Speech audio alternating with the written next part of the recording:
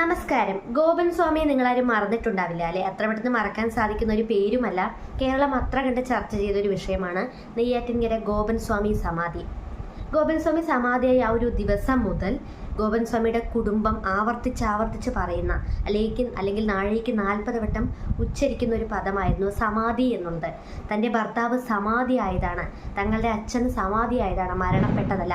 അപ്പോഴും മാധ്യമപ്രവർത്തകർ അങ്ങോട്ട് ചോദിക്കുന്നുണ്ട്, നാട്ടുകാർ പറയുന്നുണ്ടല്ലോ മരണപ്പെട്ടതാണ് എന്നുള്ളത് എന്ന് പറയുമ്പോഴും ആ പറഞ്ഞ നാട്ടുകാരോട് തെളിയിക്കാൻ പറയൂ, സമാധി ആയതാണ്, സമാധി സമാധി സമാധി. ഈ ഒരൊറ്റ പദം കൊണ്ടാണ് അവർ വിഷയം തെന്നി മാറ്റാനായി ശ്രമിച്ചിരുന്നത്. എന്നാൽ ഗോപൻ സ്വാമിയുടെ മഹാസമാധിക്ക് ശേഷം ഏകദേശം 2 ആഴ്ചയ്ക്കിപ്പുറം ഗോപൻ സ്വാമിയുടെ മക്കൾക്ക് ഡെത്ത് സർട്ടിഫിക്കറ്റ്, ഗോപൻ സ്വാമിയുടെ മരണ സർട്ടിഫിക്കറ്റ് വേണം പോലും. നെയ്യാറ്റിൻകര നഗരസഭയിൽ ചെന്ന് അച്ഛൻ്റെ മരണ സർട്ടിഫിക്കറ്റ് ആവശ്യപ്പെട്ടിരിക്കുകയാണ് ഗോപൻ സ്വാമിയുടെ മകൻ.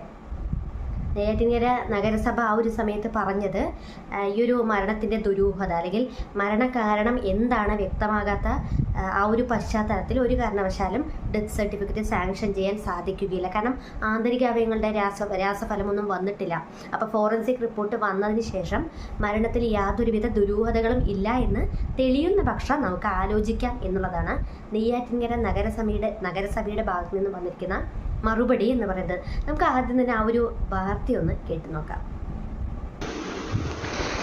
അച്ഛൻ സമാധി ആയതിനാൽ മരണ സർട്ടിഫിക്കറ്റ് വേണ്ടെന്ന് പറഞ്ഞ നെയ്യാറ്റിൻകര ഗോപന്റെ മക്കൾ ഇപ്പോൾ സർട്ടിഫിക്കറ്റിനായി നഗരസഭയിൽ. എന്റെ അച്ഛനത് മരണമല്ല, എന്റെ അച്ഛനത് സമാധിയാണ്. നെയ്യാറ്റിൻകര ഗോപന്റെ മരണ സർട്ടിഫിക്കറ്റ് നൽകാനാകില്ലെന്ന് നഗരസഭ. അന്വേഷണം പൂർത്തിയായ ശേഷം പരിഗണിക്കാമെന്നാണ് നെയ്യാറ്റിൻകര നഗരസഭയുടെ നിലപാട്. മരണ സർട്ടിഫിക്കറ്റ് ആവശ്യപ്പെട്ട് മകൻ സമർപ്പിച്ച അപേക്ഷയ്ക്കാണ് മറുപടി. ഇപ്പം എങ്ങനെ ഇരിക്കുന്നു? അച്ഛന് ശക്തിയുണ്ട്, അച്ഛൻ്റെ ആത്മാവ് ബ്രഹ്മത്തിൽ ലയിക്കുന്നത് താൻ കണ്ടു, അച്ഛൻ മരണപ്പെട്ടതല്ല സമാധി ആയതാണ് എന്ന് പറഞ്ഞ കുടുംബത്തിന് ഇപ്പോൾ മരണ സർട്ടിഫിക്കറ്റ്, ഡെത്ത് സർട്ടിഫിക്കറ്റ് ആവശ്യമുണ്ട് പോലും. എന്നാൽ ഈ ഒരു മരണകാരണം ഇപ്പോഴും വ്യക്തമല്ല.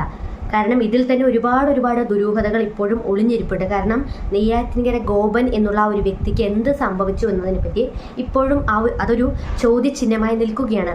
അങ്ങനെയുള്ള ഒരു സാഹചര്യത്തിൽ ഡെത്ത് സർട്ടിഫിക്കറ്റ് എന്തായാലും സാങ്ഷൻ ചെയ്യാതിരുന്നത് വളരെയധികം നല്ല കാര്യമാണ്.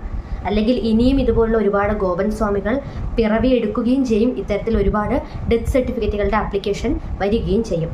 അത് സാങ്ഷൻ ചെയ്യുന്നത് വഴി മറ്റുള്ളവർക്കൊരു പ്രോത്സാഹനം കൂടിയാണ്. അതുകൊണ്ട് തന്നെ മരണകാരണം വ്യക്തമായി എന്താണ്, അതിൽ യാതൊരു വിധത്തിലുള്ള ദുരൂഹതകളും ഇല്ല എന്ന് തെളിയുന്ന സമയത്ത് നെയ്യാറ്റിൻകര നഗരസഭ ആലോചിക്കാം എന്ന് പറഞ്ഞത് വളരെയധികം നല്ലൊരു ഡിസിഷനായാണ് എനിക്ക് ഫീൽ ചെയ്യുന്നത്. കാരണം നമ്മൾ ജീവിക്കുന്നത് ഒരു ജനാധിപത്യ വ്യവസ്ഥ അല്ലെങ്കിൽ ഒരു ജനാധിപത്യ രാജ്യത്താണ്.